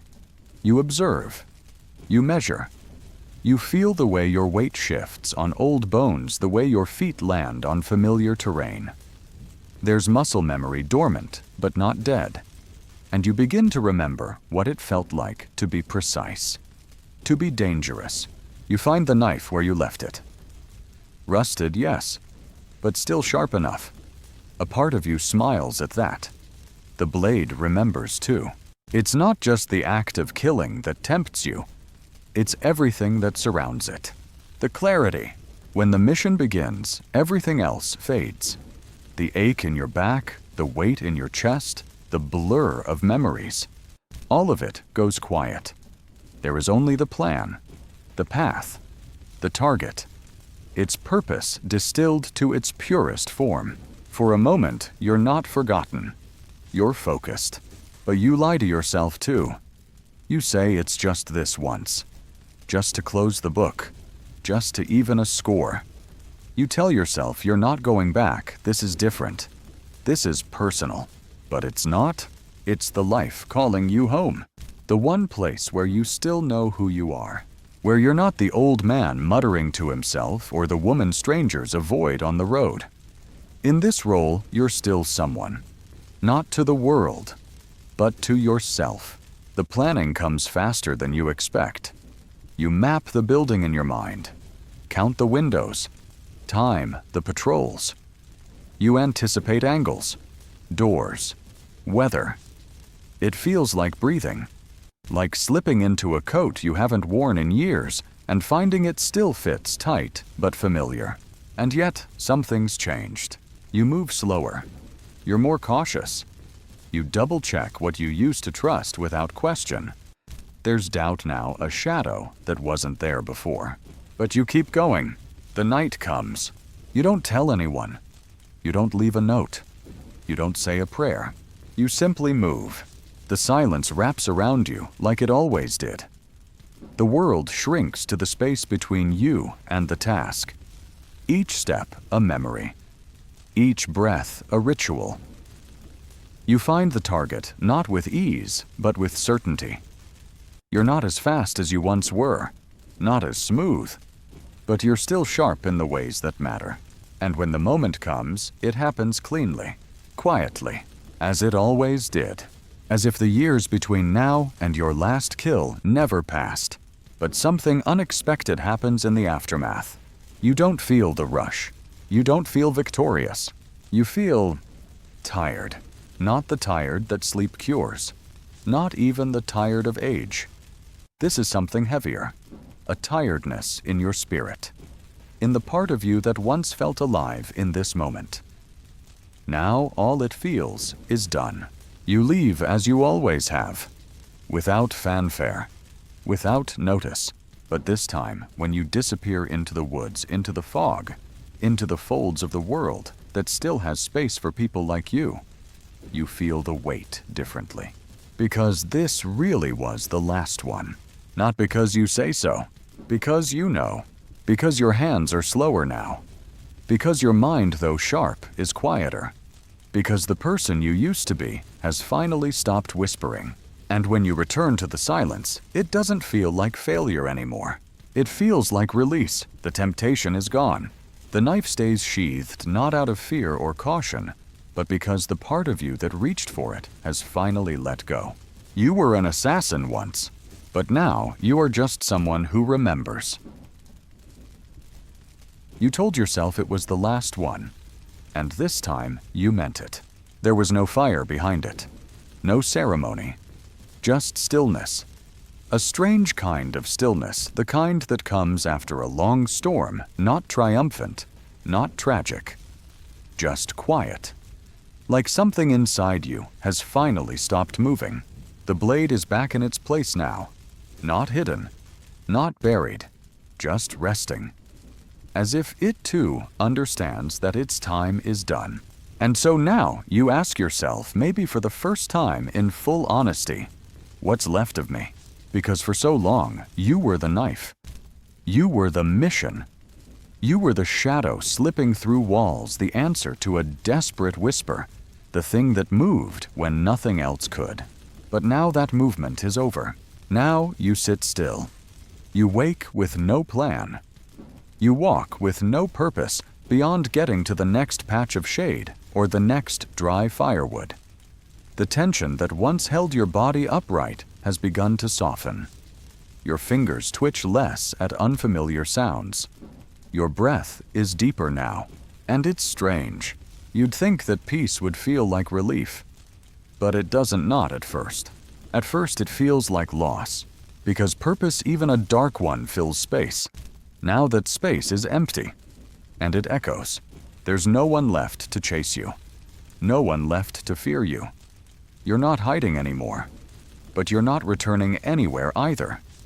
There is no home waiting, no hearth, no open arms, just trees. Quiet, a slow fire, a single bowl for soup. So you begin to ask a different kind of question. Who am I without the blade? And that's a hard question. Not because you don't have an answer, but because you never learned how to ask it. Your life was defined by what you did, not what you believed, not who you loved, not what made you laugh. Just the job, the next step, the silence before the strike, the escape. You never had time to build a self. You were too busy surviving.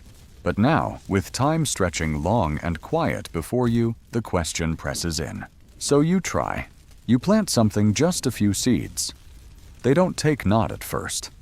But the act of kneeling in the soil, of doing something with your hands that doesn't involve a blade, feels new, honest. A small rebellion against the person you used to be. You fish badly. You whittle poorly. You build a chair that creaks so loud it scares the birds off for miles. And still, you keep going. Because even if you don't know what you are now, you know what you're not. You're not a killer anymore. And slowly, gently, you begin to notice things you hadn't before. The way the mist rolls over the fields in the early morning. The way birds warn each other before the rain comes. The sound of wind through pines that somehow always seems to carry memory. You hear your own breath, steady and unhurried. You truly sleep for the first time in years. The dreams still come, but they are softer now, less jagged, less soaked in blood and echoing silence. Sometimes you even see a version of yourself in them that you don't quite recognize, someone younger smiling. It unsettles you. But it also stays with you long after the dream ends, because that version of you, the one you could have been if life had bent a different way, is still in there. Maybe not fully, maybe not loudly, but enough to reach for a second bowl, enough to feed a stray dog that starts following you, enough to build a second chair, just in case. You don't expect anyone, but still, you find yourself talking sometimes, not to the dog, not to the trees, just aloud, remembering, saying things you've never said, names, places, regrets, gratitude even. No one hears them, but you say them anyway, and in that saying, something lifts. Because the silence you carried for so long, the silence that once protected you, once defined you, it begins to dissolve. Not in noise, but in honesty, in the gentle truth of being allowed to speak at all. You were never allowed that before. You were a secret, a weapon, a myth. Now you're something else. Not a farmer, not a monk, not a wanderer. You haven't named it yet. Maybe you never will, but it's real. It's you. And in time, you start to let it be enough. The scars remain. So do the memories. The blade, though untouched, still holds its weight. You don't forget what you were. You don't try to erase it. You just stop letting it be the only thing that defines you. There's no redemption in this. No dramatic change of heart. No forgiveness. No redemption arc. Just a man, just a woman who has stopped running, stopped killing, and started listening to the quiet in a different way. Not as a warning, but as a welcome. You're still not sure if it will last. Part of you will always flinch when the wind shifts too suddenly. You'll always hear footsteps half a second before they're real. That part doesn't go away, but it doesn't lead anymore. It just walks beside you. And in that quiet, something new begins. Something fragile, something honest. Maybe it's not peace. but it's the beginning of it. So you've begun to slow, to settle, to grow something fragile in the stillness. A kind of quiet that doesn't come from fear, but from peace you're still learning to believe in. But peace, like all things, is not permanent. Because the past, even when buried deep, doesn't rot the way you think it should. It waits. It lingers in old paths, in faces, half remembered, in names, spoken too close to your fire when you thought no one knew where you were. It starts small. Maybe a rider passes your cottage and pauses a little too long. Maybe a face in the market holds your gaze for a beat too many. Or maybe it's just a feeling, a sudden stillness in the trees, a hush in the wind that reminds you of the nights before something bad used to happen. You tell yourself you're imagining it, that it's the old instincts kicking up dust in your bones. But then something changes. A question at the well, someone asking about a traveler who lives on the edge of town. A note left near your door with no signature. A symbol scratched into your fence post, small, precise, and unmistakably familiar. It's not panic that fills you. Not anymore. It's something colder, sharper. Recognition. Because you know what this is. You've seen it before. You've been it before. Someone's watching. Maybe it's a grudge. Maybe it's a bounty. Maybe it's one of those new blades chasing the shape of the legend you used to be. Or maybe it's something worse, someone from before someone who never quite let you go. You don't run, not this time, but you prepare, quietly, deliberately. The blade is cleaned, oiled. Not out of hunger, but out of habit. You walk the perimeter again. You listen to the land like you used to. You remind yourself which floorboards creak in your own home, which ones don't. It all comes back faster than you'd like your body never truly believed the peace you tried to give it. You consider leaving, not out of fear, just to avoid breaking what you've built. But something inside you resists. You've earned this quiet, and you're tired of giving things away just because someone else came looking. So you stay, you wait, and eventually the past does more than knock. It steps across the threshold. Maybe it's a face you know. Maybe it's a message from someone who thought you were dead. Maybe it's a child asking about a name you haven't used in 20 years. Whatever form it takes, it's not loud. That's what surprises you. It's not violence or threats or blood. It's memory. It's the way someone says your name, the real one, and doesn't flinch. It's the way they know what you were, and they don't run. It's the way they sit down across from you calmly and ask, was it true? And suddenly, you're no longer just a blade or a ghost. You're a story, and someone has come looking for the ending. You're careful with your words. You always have been. But now, more than ever, because you realize something you hadn't before. People don't come seeking your past just to judge it. They come because your past echoes into theirs. You see it in their eyes. Maybe they're lost. Maybe they're angry. Maybe they've seen too much too young, and they want to know if survival means becoming what you once were. You don't offer answers. You offer truth. That survival has a cost. That silence protects, but it also starves. That the blade is never just a tool. It's a weight. And once you lift it, it never fully leaves your hand. You don't glamorize it. You don't apologize for it either. You speak plainly. And when you finish, they don't thank you. They don't hug you. They just understand or try to. And then they leave. But something's different now. Because the past didn't come back to punish you. It came to remember. And it didn't break you. It listened. That night, the air is lighter. You still sleep lightly, but not out of fear, just out of habit. And this time, when the wind shifts, you don't reach for the blade. You just breathe. Because the shadows may return. The world may remember. Someone may knock again. But this time, you won't disappear. You've already done that once. Now you remain, not as a legend, not as a ghost, but as someone who lived, and who somehow kept living. After the past found its way back to you and left without blood, something shifted. something subtle but lasting. For the first time in what felt like lifetimes, you weren't just watching the world. You were part of it again. Not fully, not loudly, but something inside you began to loosen. Just slightly. You didn't become a new person overnight. You didn't throw open the shutters and announce yourself to the village. That's not how it works, not for people like you. But maybe just once you lingered a little longer in the market.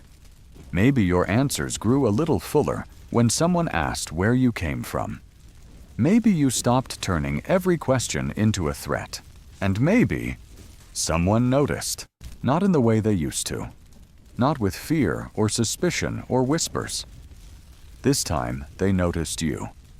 Not what you were, just what you were now. A man carrying firewood before the rain. A woman mending a fence before the frost sets in. A quiet figure who returns a nod slowly and means it.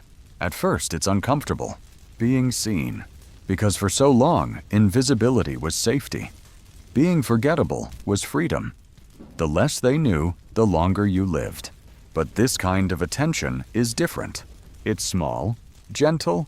Someone leaves bread at your door not out of obligation, but because they made extra. Someone asks if you'll help fix a roof, not because they know you're capable, but because they trust you enough to ask. It's not praise. It's not awe. It's inclusion. And that is harder to accept than you thought it would be. Because being feared was easier in some ways. You never had to answer to it. But kindness asks you to show up. To open a door that's been closed for years. So you hesitate. You say no the first few times. You nod politely, but keep your hands to yourself. You still listen for footsteps, still check your shadow. But slowly, the hesitation softens. You say yes once, just once. You help move stones from a collapsed shed. It's hard on your back, harder than it used to be. But no one watches you for weakness. They just say, thank you. And you realize something you hadn't before. All your life, you've worked alone. You've trained alone. You've run alone. You survived because you never relied on anyone but yourself. But maybe now you don't have to. That idea frightens you. Not because it's dangerous, but because it's foreign. You don't know how to trust. Not really. Not with anything that matters.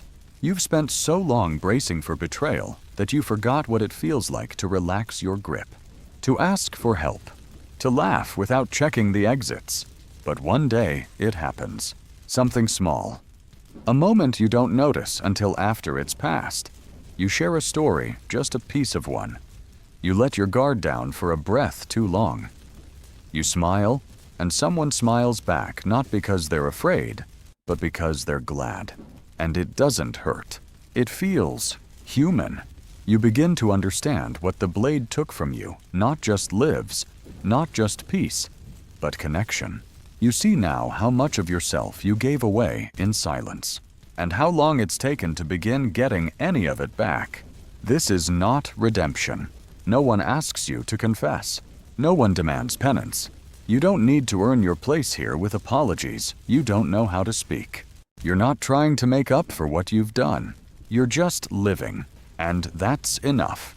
It has to be. Because the past isn't something you erase. It's something you carry. The difference now is you're not carrying it alone. Someone notices when you're gone for too long. Someone asks how your leg is healing after you slipped by the stream. Someone makes room beside you at the fire without asking questions about who you used to be. And in those small moments, you realize something else. They know, or they suspect. Not the whole story. Not the names or the numbers. But enough. Enough to understand that you've come from something dark. That you've walked through shadows and didn't come out untouched. And still, they sit beside you. Still, they offer you bread. Still, they ask you to stay for another round of cider. Still, they speak your name without flinching. Because maybe they see something in you you've stopped seeing in yourself. Not a weapon. Not a threat. Just a person. You don't tell them everything. You never will, but you tell them something. And that's where it begins. That slow, careful return. Not to innocence. That's long gone. But to belonging. You still wake at odd hours. You still keep the blade within reach. You still watch shadows longer than most would. But you're no longer alone in the morning. Someone waves when you pass. Someone calls your name. Someone sees you and doesn't run. That's not peace. Not yet. But it's the road toward it. And this time, you're not walking it in silence. So now you're here. Not the same as you were, but not entirely new either. You've learned how to be seen without flinching. You've accepted that people can look at you without suspicion. That a question isn't always a trap. That silence can be comfort, not just cover.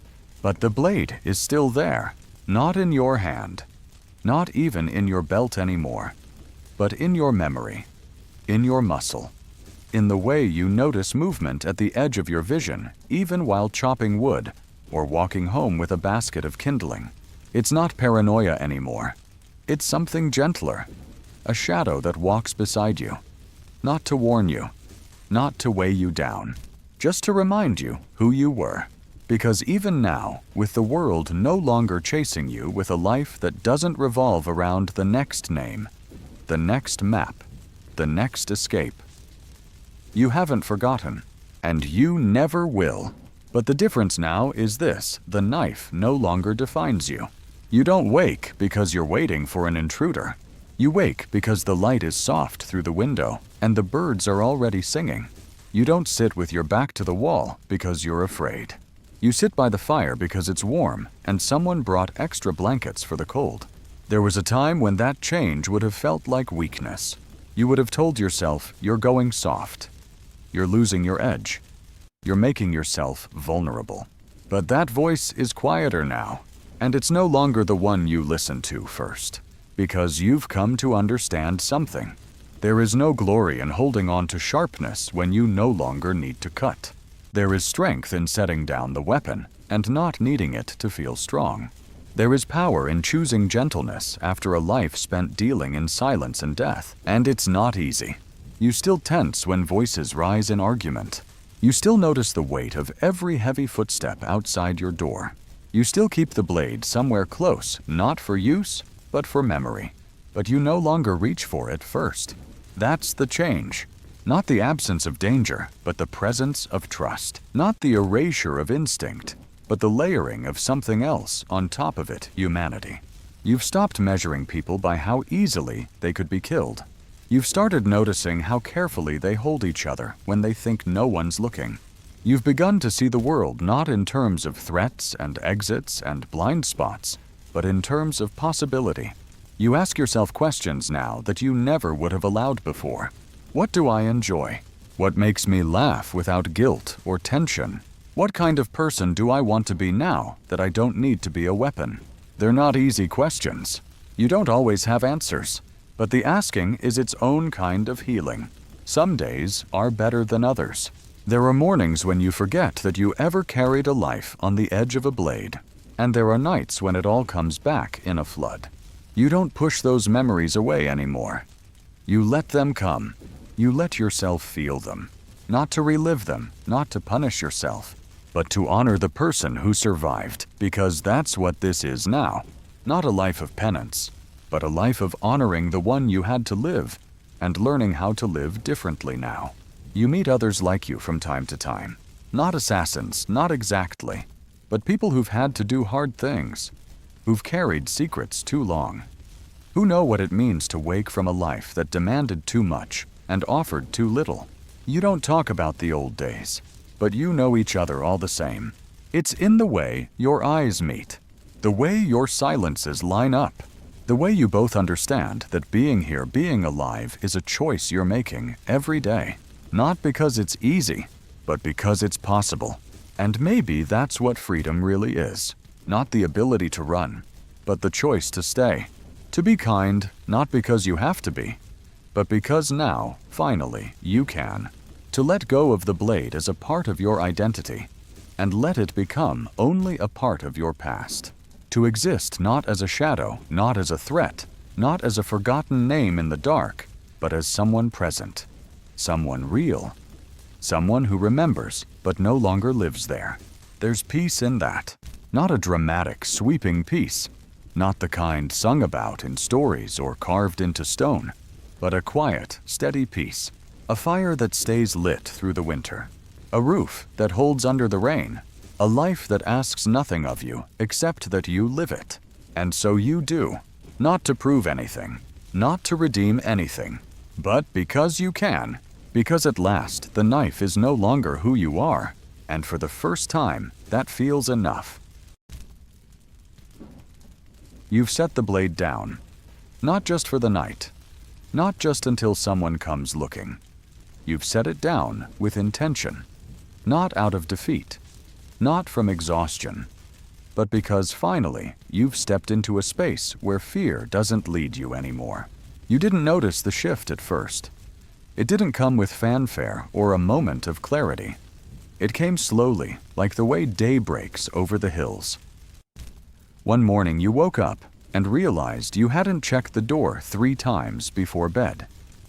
A few nights later, you noticed you had drifted into sleep without the blade under your pillow. Small things, gentle things, and all of them pointing to the same truth: you no longer live in constant anticipation of danger. You used to believe that fear kept you alive, that staying sharp meant staying one step ahead. And maybe that was true once. In the life you lived before, fear was your compass. It told you when to move, when to run, when to strike. But it also told you to hold your breath, to stay silent, to keep people at a distance. It whispered lies that felt like truth. You can't rest, you can't trust, you can't stop. And for years you believed it. You built a life around it. You wore it like armor. But now that armor has rusted. Not because you've grown careless, but because you no longer need it to survive. You've lived in this new rhythm long enough to recognize its texture. Days come and go without violence.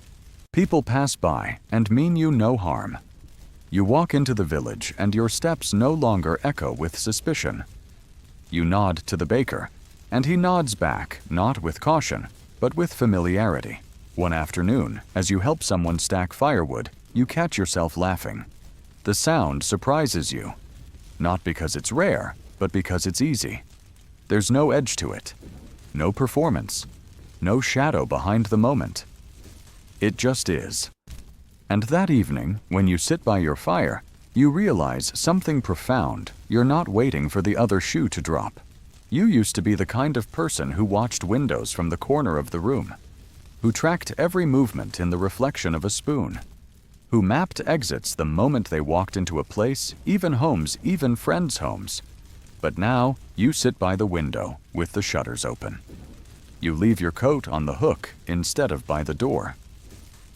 You walk home in the dark and don't count the number of steps to cover before the gate. It's not carelessness, it's trust. You trust this space. You trust this life. Not blindly. You're still aware. You still notice small things, flickers in the brush changes in people's posture. But you don't respond the same way. You don't assume every noise means danger. You don't prepare for an attack every time someone raises their voice. And that change, that softening it, took time. It also took courage, because fear had become a habit. Letting it go felt risky at first, vulnerable.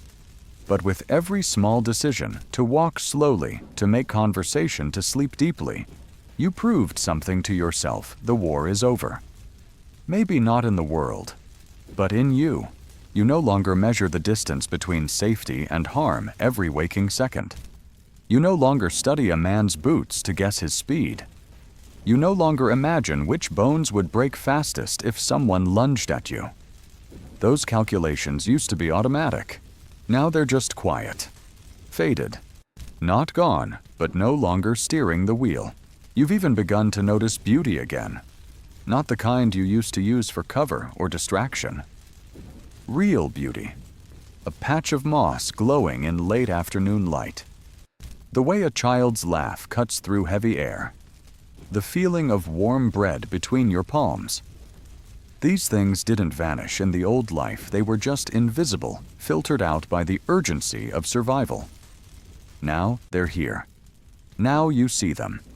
And they feel like gifts. One evening, you're invited to dinner. Not as a test, not as a courtesy. Just because someone likes you. And you go. You sit at a table where no one's armed. You pass plates. You listen to stories that have no secret meaning. And when someone makes a joke, you laugh again, this time louder. And again, it surprises you. On the way home that night, you look up at the stars and realize your heart hasn't quickened once all evening. No cold sweat. No heavy pulse. Just breath. Just life. You exhale, and it's not a release, it's a recognition. This is what safety feels like when it's real. You still keep a blade in the drawer. You probably always will. Not because you expect to use it, but because it reminds you of who you were. And because it reminds you of how far you've come. There are still moments, shadows at the edge of your vision, a scream carried too clearly in the wind that make your shoulders tense. But they pass. You let them pass. You don't chase them. You don't build plans around them. You sit with them, breathe through them, and let them go. Because this version of you, the one who walks unarmed into a conversation, who accepts help without reading it for threat, who plants herbs not for poison, but for tea, this version is no longer afraid. This version doesn't need to flinch when someone knocks, doesn't need to question every kindness, doesn't need to look over their shoulder on a sunny morning. You've stopped bracing. That's the truth of it. And in that stillness, you found something you never expected peace that holds. Not a temporary shelter, not a lull between storms, a steady, lasting quiet. One that doesn't break. One that doesn't feel like waiting. One that feels like home. You don't know exactly when it started. This quiet transformation. This slow, invisible reshaping of who you are. It didn't arrive like a thunderclap.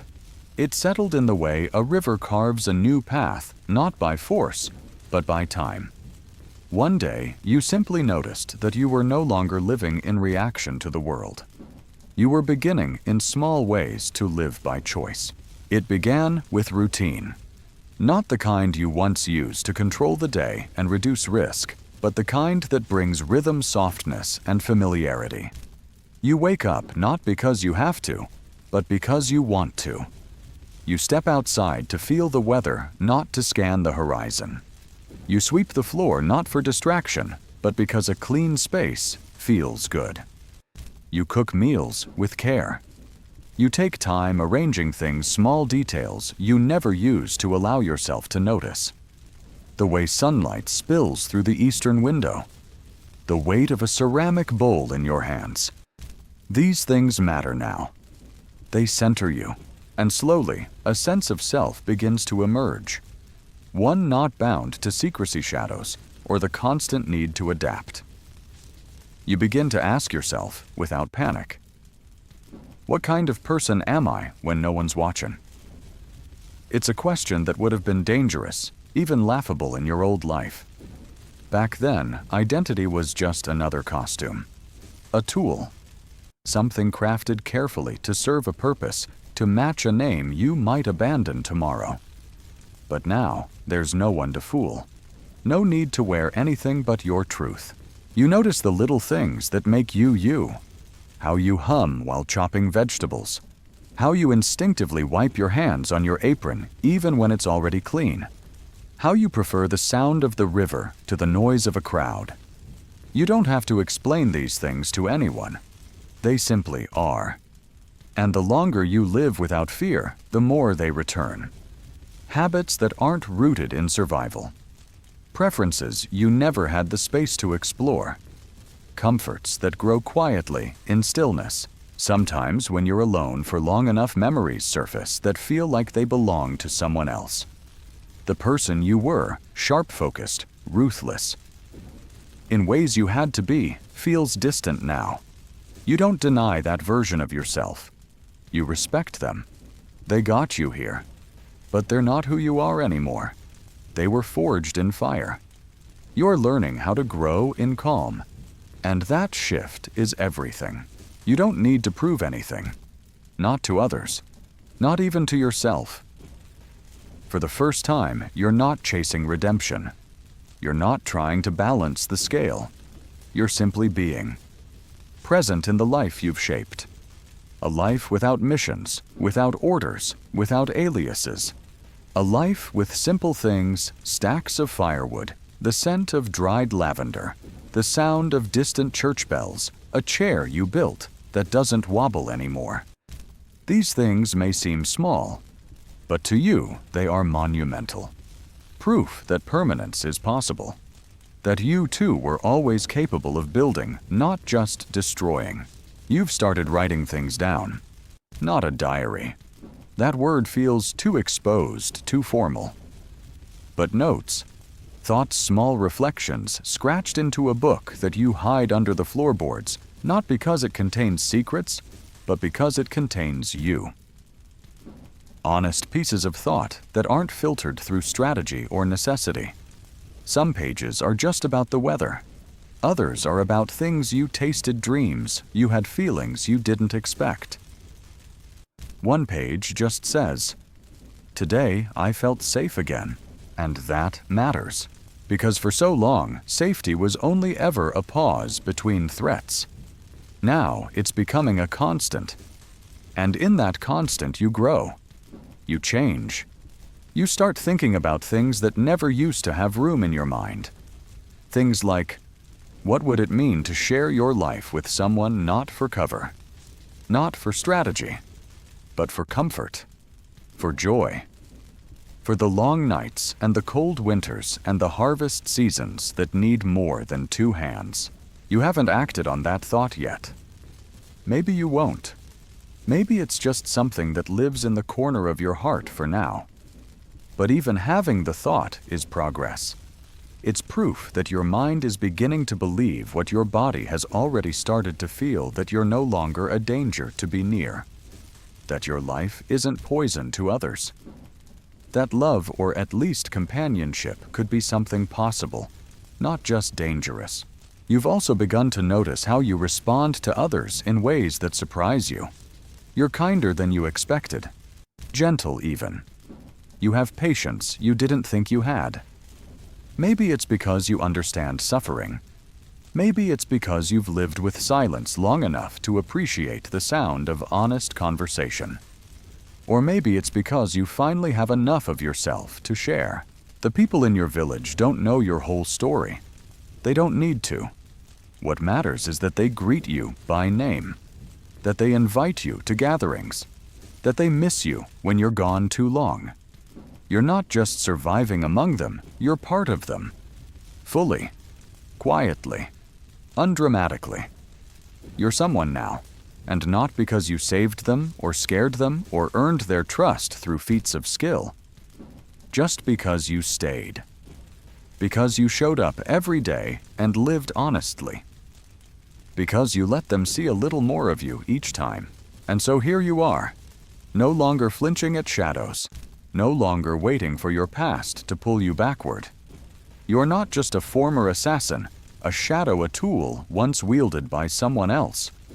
You're someone new, someone whole, someone real. You still carry your past. It's in your gait, your reflexes, your silence when the wind shifts. But it's not a weight now. It's just part of the story. And this life you've built is a story still unfolding. One without blood on the first page.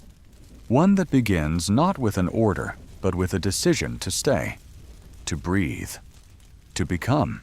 You're still becoming, every day. And for the first time, you're not afraid of what you might turn into. So much of your life was spent in motion, running toward something, running from something, or worse, standing still while everything inside you kept moving. You were always adjusting, calculating, reacting. Now for the first time, you're not moving at all, And it doesn't feel like danger. It feels like peace. You live your days as they come. Not urgently, not cautiously. Simply. You rise early, not from restlessness, but from rhythm. The fire takes easily now, the way it always does when you've chopped enough wood and kept it dry. You move through familiar tasks with no need for thought, stirring oats, sweeping the porch, feeding the hens. Your hands remember these things now, more than your body remembers the grip of a knife. There are no missions, no objectives. You're not waiting for a knock at the door. You're not preparing for departure. You're rooted. And more importantly, you've chosen to be. It's a strange realization when it finally lands that the life you feared would never belong to you is now the one you've built for yourself. Brick by brick. Day by day. You didn't arrive at it by chance. You didn't fall into it. You stayed long enough. You softened slowly enough. You endured through the quiet, and it welcomed you in return. People still come and go from the village. Some are new. They bring stories of other places, talk of war, of distant unrest, of things you once would have needed to know. Now you listen without fear. Those stories are no longer yours to carry. You nod, offer them tea, and wish them safe travels. And then you go back to your garden, to your path, to the life that is only yours now. You're no longer the blade, no longer the whisper in the dark. You're someone who knows the sharpness of the world, but chooses to speak softly. And that choice, that quiet choice, holds more power than any dagger ever did. One afternoon, while repairing a broken fence, a child wanders up to ask your name. Not the name you once used in the shadows. The real one. The name that was buried under 100 false lives, only now beginning to bloom again. You give it without hesitation.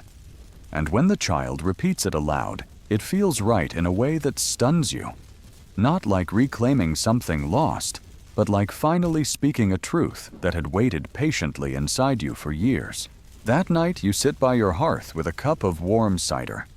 Outside, the wind moves through the trees like a lullaby. You're not watching for movement. You're not guarding an exit. You're simply present, fully calmly, wonderfully present. And in that moment, a question rises in you that you would have never dared ask before. What comes next? Not because you are restless, not because you need to run again, but because you've arrived somewhere solid, and now you have space, real honest space to imagine forward. You could build something, teach someone, write stories maybe, or just keep doing what you're doing one day after the next because, finally, that's enough. You realize that endings are not always dramatic. They don't come with a final battle or a last goodbye.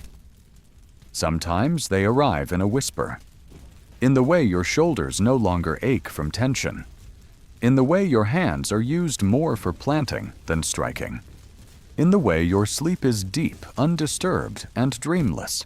That is your ending, not a scene, not a moment, but a condition, a quiet that endures, a life that holds. You visit the river sometimes, the same one you crossed long ago when you first came to this place. You sit by its edge and watch it move steady, endless, without struggle. It reminds you of something important, that healing isn't about forgetting or undoing what's been done. It's about continuing, flowing forward, even when the past still echoes, even when the scars still itch, even when there are no witnesses but the trees and the sky. And in that stillness, you know your life isn't something you escaped into. It's something you chose, something you've become. That's the difference. That's the ending. You are no longer defined by what you survived. You're defined by what you've grown, by who you've loved, by the quiet you've made peace with. You are no longer what the world tried to make you. You're finally quietly simply yourself. And that is enough.